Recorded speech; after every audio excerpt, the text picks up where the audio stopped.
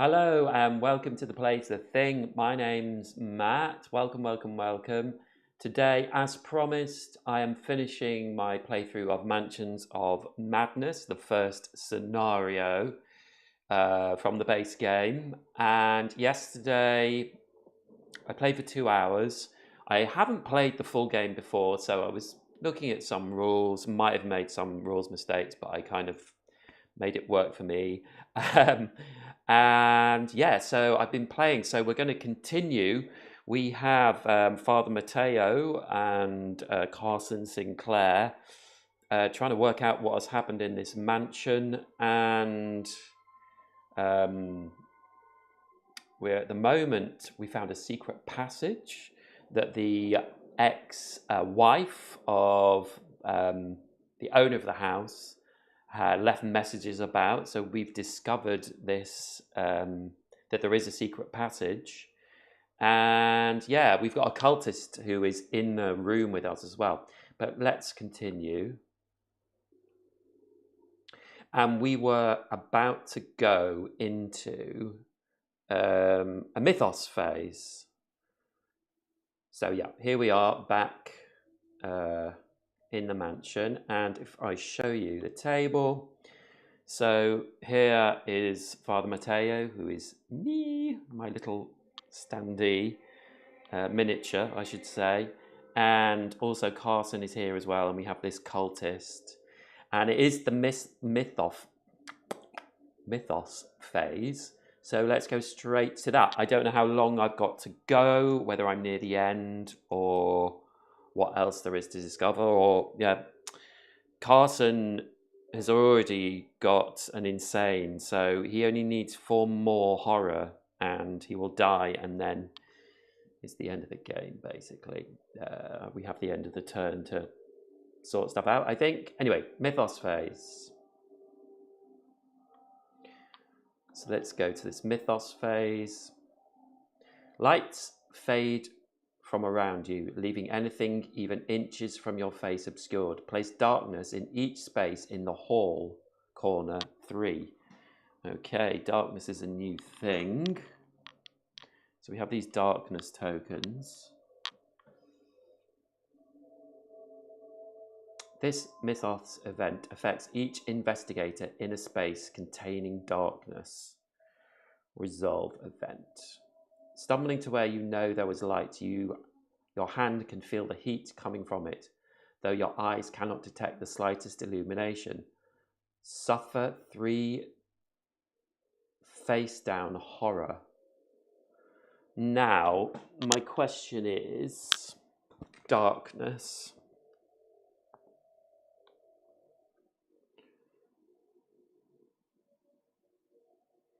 Investigators ignore darkness in a space containing a light source or fire, or a space adjacent to a space containing a light source or fire. A space containing a light source, if an investigator in the space has a light source, or a light source has been placed or dropped in the space. Darkness cannot be placed in a space that contains darkness. So we ignore it because Carson Sinclair has a kerosene lantern, and yeah, Matteo doesn't, but that doesn't matter because they are in the same space. So we'll just continue. The cultist moves 2 spaces towards the nearest investigator. Well, he's there already. Then it attacks the investigator in its space with the highest agility, and that is Matteo. So the monster attacks Matteo. The cultist jabs with a staff, but you catch it. A struggle ensues. Strength test. We've got to do 2 on a strength test. So Matteo, he rolls 3. Now, is there anything we can do to negate this? You may discard this. We've got a focused, and we've got a lucky cigarette case. Once per round, you may convert a clue into a success without losing a clue. So we've got 2 clues, and we need to get 2 to pass. So we use our lucky cigarette case, and we discard a clue token, and we pass.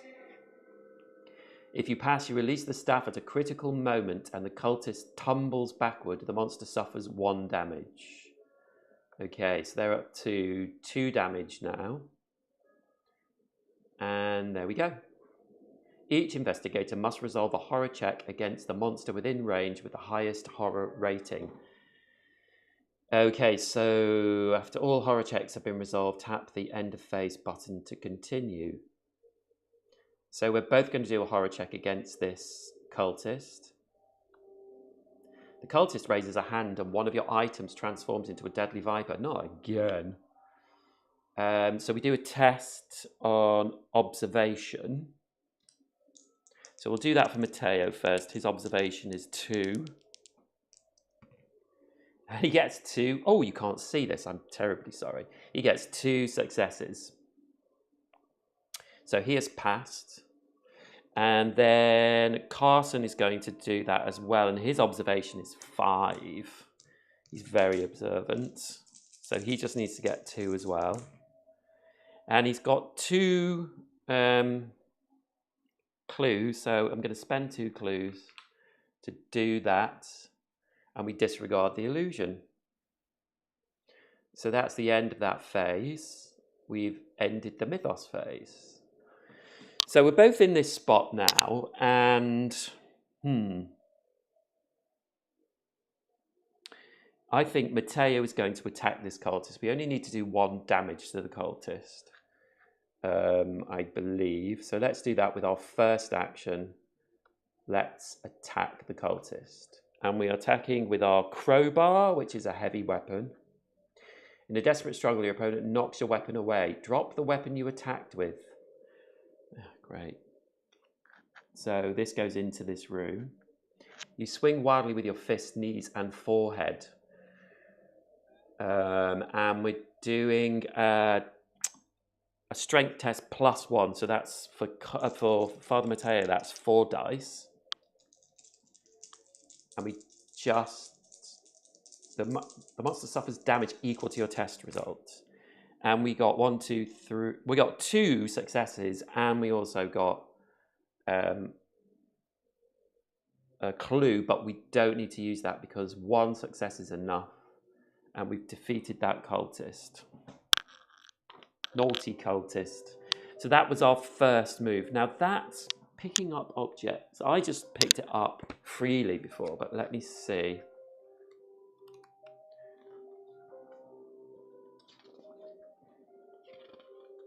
Pick up. When an investigator picks up a possession, he claims the component, placing an investigator pick up a possession in his space as part of the trade action.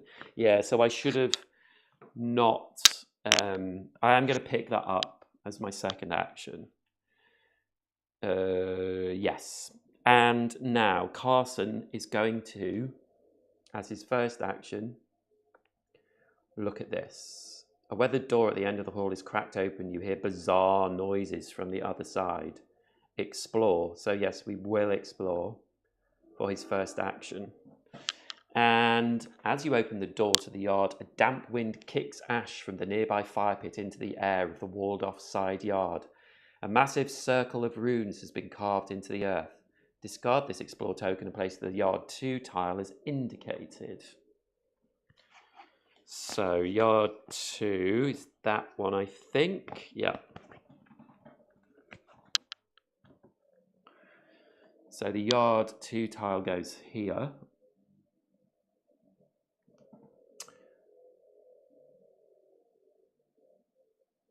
Beneath a bush in the yard, you spot something useful. Place the sledgehammer common item as indicated.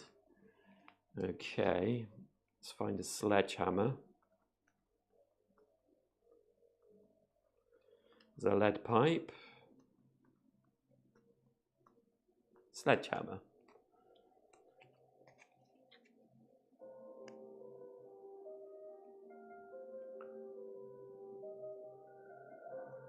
Two robed figures stand across from each other over the ritual circle, chanting.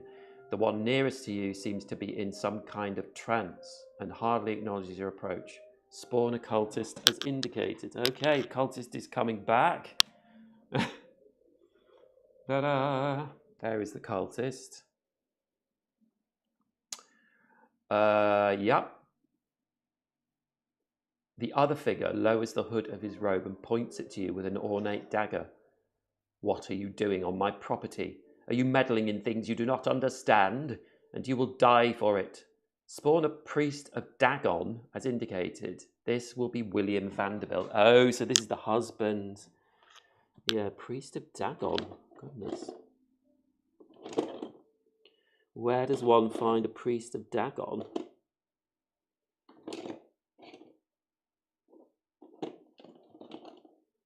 It's not one of those. Not one of those.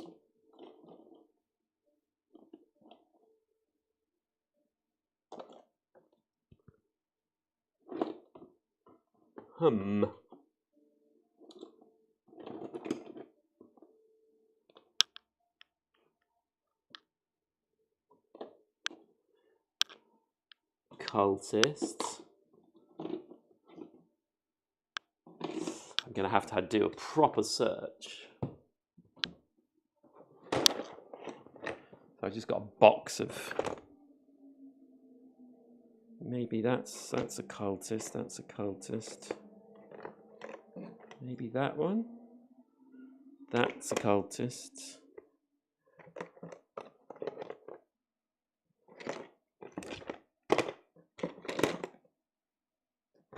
Oh, that's the priest, I think. Yes.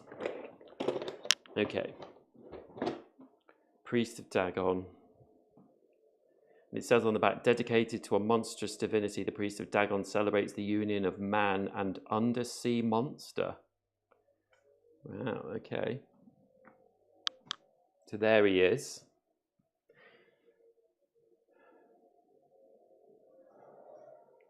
William Vanderbilt begins chanting a heinous incantation that causes reality to warp and shift.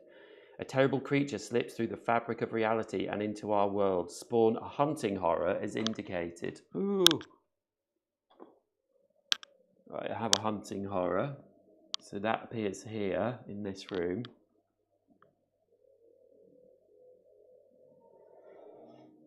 Elsewhere in the mansion, a second horrifying being breaches the barrier between worlds. Spawn a deep one as indicated. So we have a deep one as well. So they're appearing here. Oh dear. I think we might be getting towards the end game. The ritual circle on the ground is scattered with candles, skulls, and other trinkets. If you could get these ritual components, you could stop the cult's vile magics and have enough proof to condemn the Vanderbilt family. Place an interact token as indicated. So that is in this part of the garden. You may move one space into the explored area. Well, I think Carson has to, because we might be able to get that sledgehammer. Continue. You must interrupt the ritual taking place before it is complete. Continue.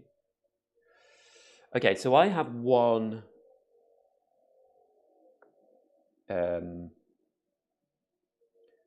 a ritual circle is carved into the ground, scattered with components. You attempt to retrieve the ritual components, but a malign energy protects them. Okay, and I could, as a trade action, I think, take this sledgehammer.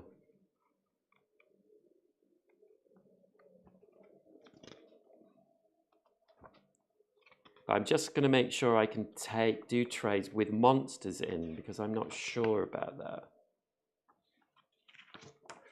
That would seem to be...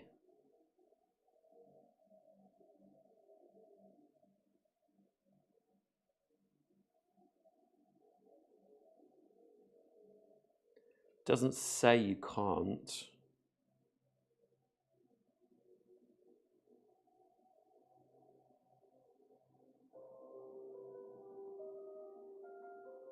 Doesn't say you can't.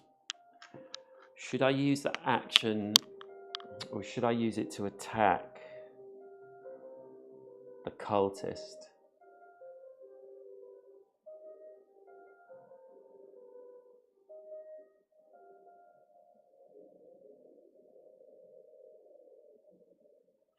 I'm going to use my action to get that card, I think.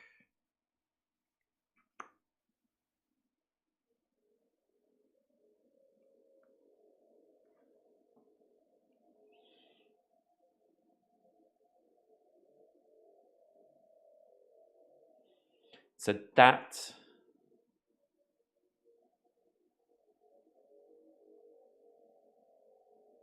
is all our actions. So we're going to go to the next mythos phase, which could be hairy. Let's see.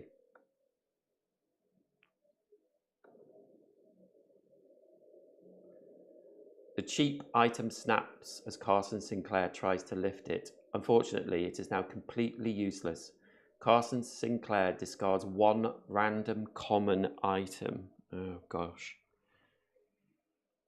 Well, I only have... These are spells. 2, and 1 is the sledgehammer I just got. And yes, it is the sledgehammer. So that is gone. Great. Wasted. The cultist moves up to 2 spaces to be adjacent to as many investigators as possible. Then it attacks the adjacent investigator who has suffered the most damage.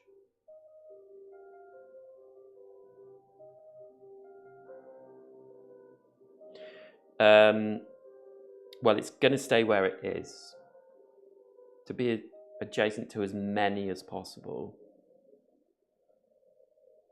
Adjacent. That's an interesting use of word.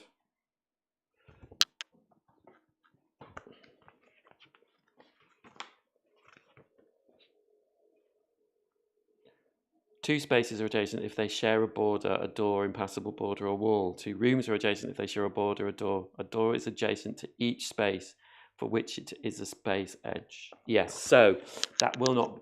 So he is going to move. So he wants to be adjacent to as many investigators as possible. So he's going to go here, move into this room. Then it attacks the adjacent investigator who has suffered the most damage, and that is... me, Matteo, because I have 4 damage. So the monster attacks. The cultist slides a small blade across the pallid flesh, allowing the blood to pool in one hand. Whispering a short incantation, the cultist slings the blood at you. We do a lore test for 4. We have to get 2. And we've got 3 clues. Once per round, you may convert a clue to a success with a cigarette case, and then you may discard this card to convert all your successes. I don't need to do that. I only need to use 1 clue. So I'm going to discard 1 clue. You quickly mutter a counter ritual before the blood touches you. So we have avoided that. Vanderbilt moves 2 spaces towards the nearest investigator. Then it attacks the investigator in its space with the lowest observation. But Carson is there, and they attack. Vanderbilt disappears into the shadows. There is little time to react as you are ambushed. So we do a check of agility, which Carson only has 2 agility. He's an older man, you know. We have to get 2 to pass. And we have none. No successes.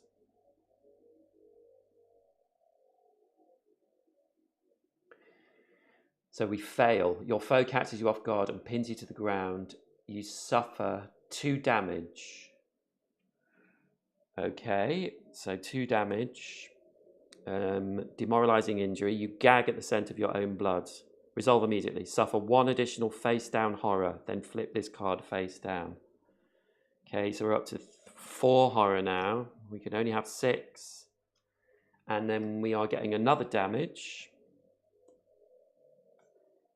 Broken leg. Oh God. You fall as pain lances up your leg. When you try to stand, you fall over again. Keep face up. If you move more than a single space as part of a move action, flip 1 damage face up. Okay, so we're at 3 damage and 4 horror and restrained. I think restrained must be one of these. Restrained, yes. You cannot move voluntarily. At the end of your turn, discard this card, okay?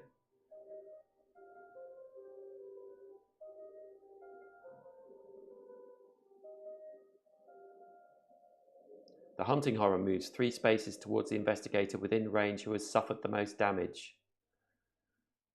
That is me. 1, 2. Then it attacks the investigator. Oh dear. The creature seems to smell your blood and emits an ear-piercing shriek before slamming its leathery body into yours. So we're doing a strength test for 2. So we're rolling 3 die. And we can, once per round. Yes, we can't do that, so we'll discard another clue. So we do get the 2. You punch it in its center of mass before it can do any more harm. Suffer 1 face down damage. We're so close to dying. 1, 2, 3, 4, 5. We have 5 damage. Oh, yes. 1 face down damage, yes. The deep one moves 2 spaces towards the nearest investigator.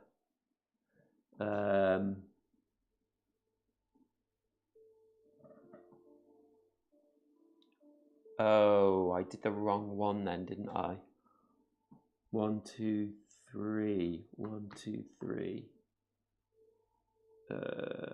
Okay, so that didn't attack. So we would have taken that back.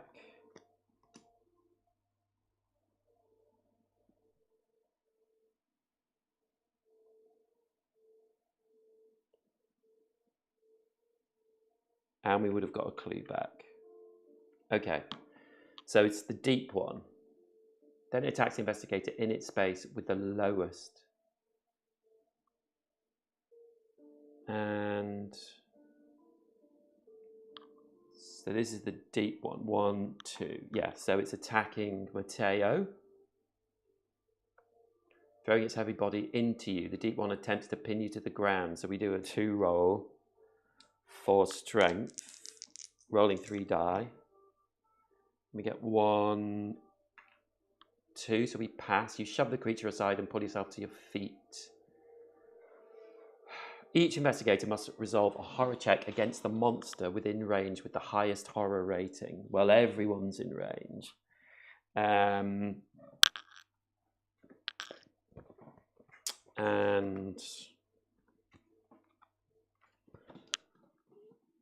the horror, I think I know where it is, but I'm just going to make sure.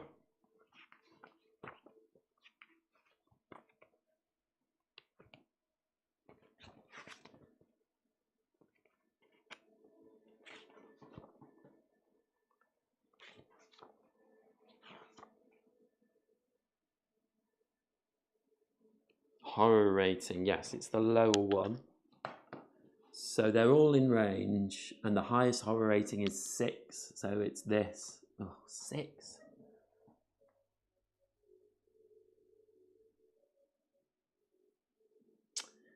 So it is the hunting horror.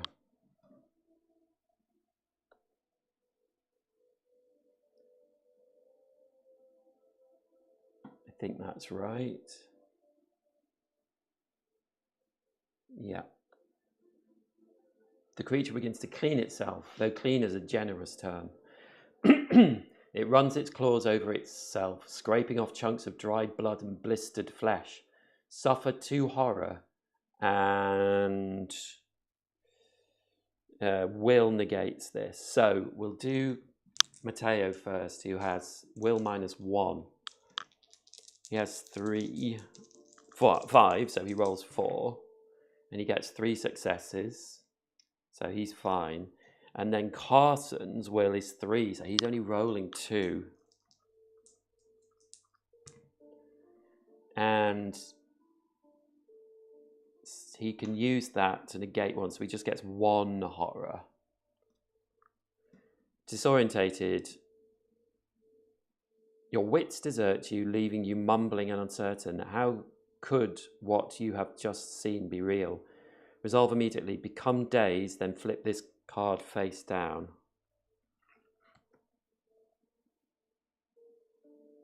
One, 2, 3, 4, 5.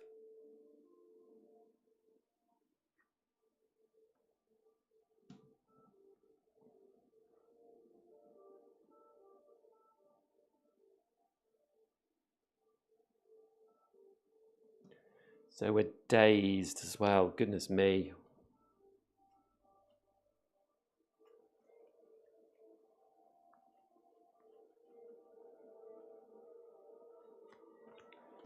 You cannot spend clues to convert dice results or perform additional puzzle steps. At the end of your turn, discard this. Boy, oh boy. So that is the end of that mythos phase, and that was quite enough. Thank you.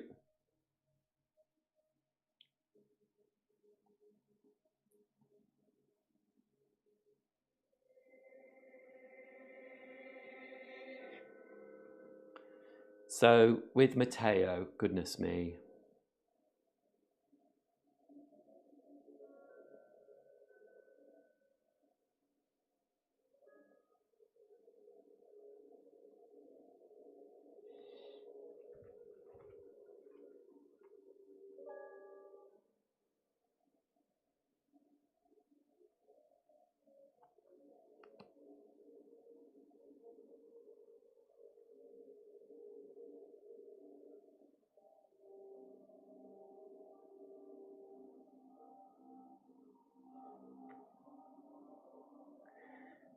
So I think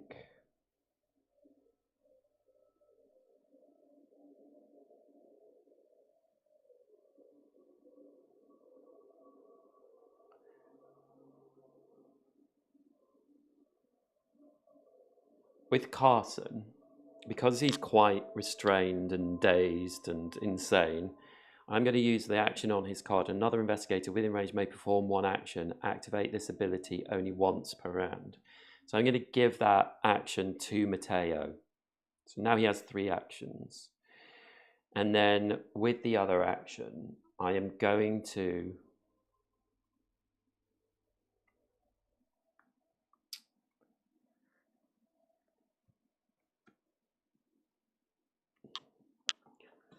what are my options?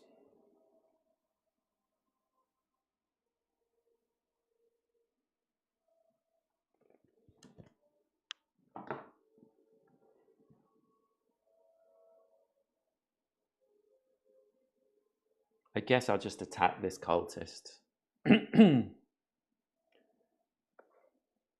Sorry, not the cultist. I will attack Vanderbilt. He's got 6 health.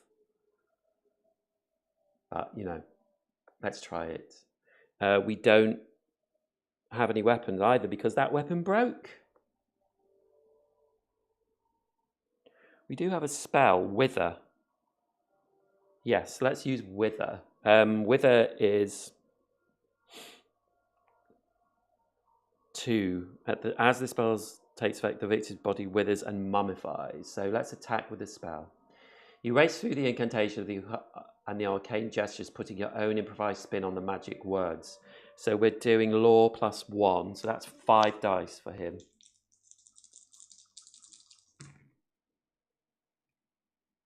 Oh, goodness me.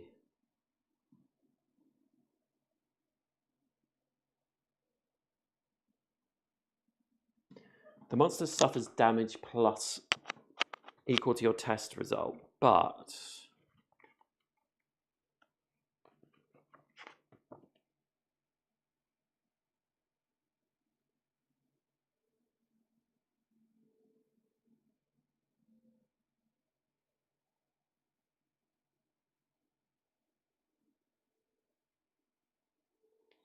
Weapons. I think it's just one, but I'm just going to check to make sure.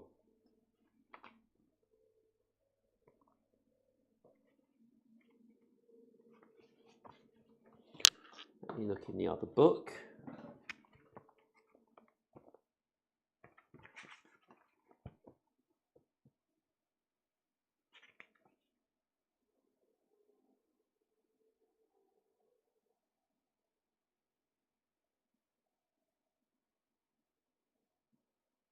Yeah, it would say weapon damage. I think there is an example of it saying weapon damage. So we just do 1 damage to Vanderbilt. And then, because we can't convert clues because of our restrained, or dazed, sorry, then we flip the spell. The spell rides in your mind like a living thing, lashing out at random around you. Suffer 1 face-down damage. Then discard this card and gain another wither spell. Oh, great. So let's find another wither.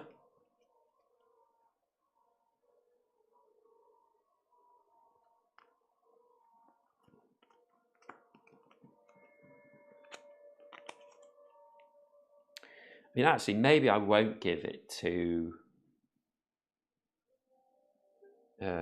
maybe I'll just attack again. Because I have another wither spell. And it's dangerous, but... yeah, I'm going to do it. I'm going to attack. So we're doing the same again. Oops. So we did 2 damage that time.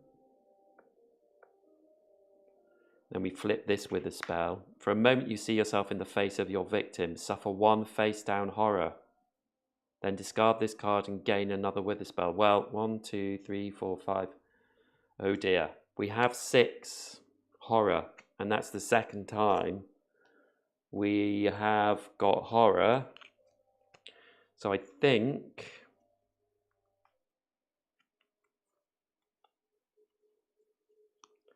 let me just put this wither spell back.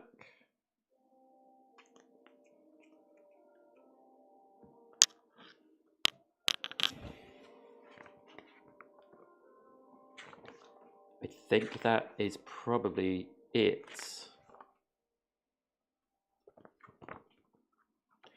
When an investigator is eliminated, he drops all of his possessions in his space and removes his investigator figure from the board. The remaining investigators have a single additional investigative phase to attempt to complete their investigation. At the end of that investigative phase, if the investigators did not complete the investigation, they lose the game.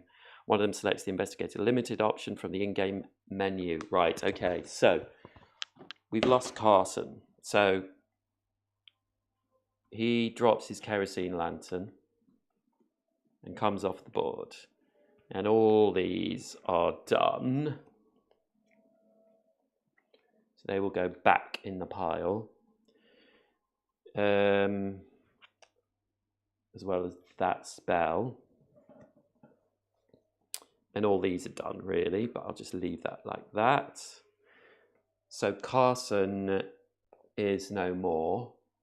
And so he's dropped his spell, his kerosene lantern there. And then we continue. And now it is...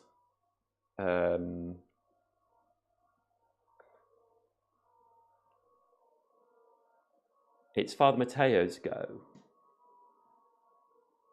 So maybe I can evade. So let's... I've not evaded before.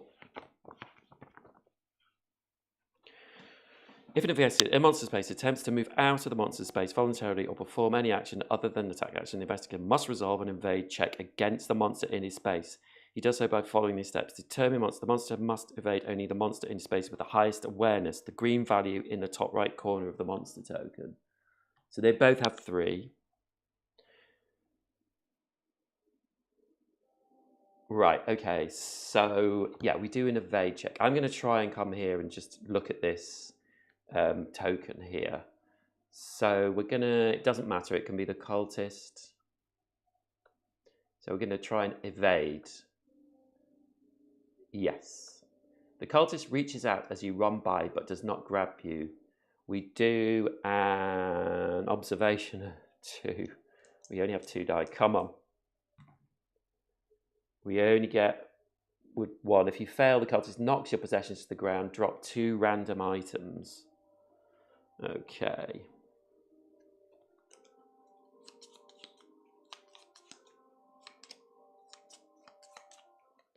So we'll drop these 2. Ugh, we've dropped our crowbar.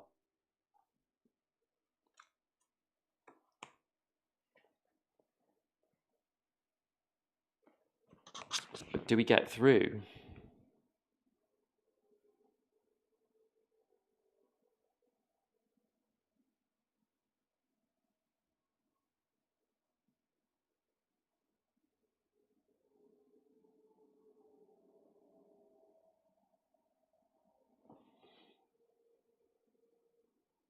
It didn't say I couldn't. I just dropped things as I moved through, I reckon.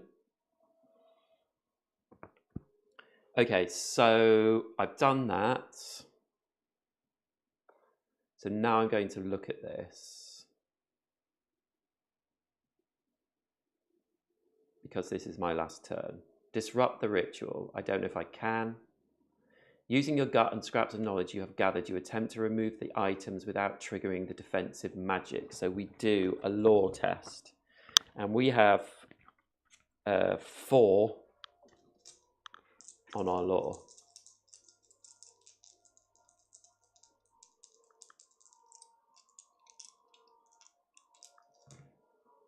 We just do 1. So you may discard any number of evidence to convert an equal number. Right. So we just got 1.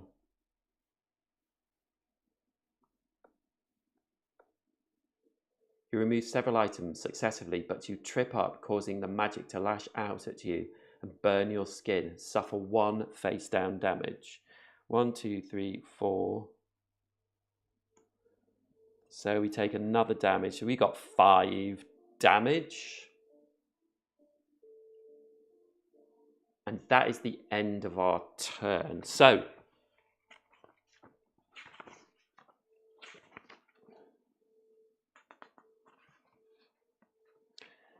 I believe that that is the end of the game.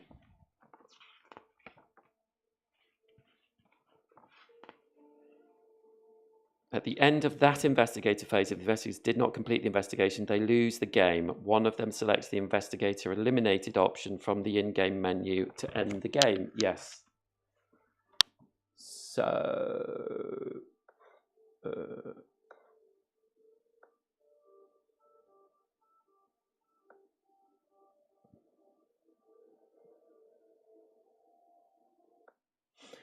So here we go. The loss of your fellow investigator leaves the group in shambles. You struggle to continue the investigation, but the loss of your ally proves devastating. You flee the scene, leaving the matter unresolved. The injuries you have suffered and the traumas you have endured will never truly heal. The knowledge of the dark things that lurk in this world and your failure to halt their machinations will haunt you for what little remains of your miserable life.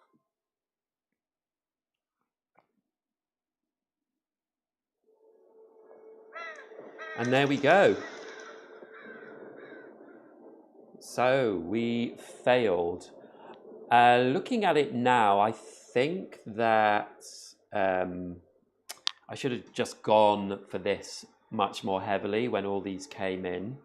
But we were unlucky in losing our weapons and all that sort of thing. But yeah, cool, interesting.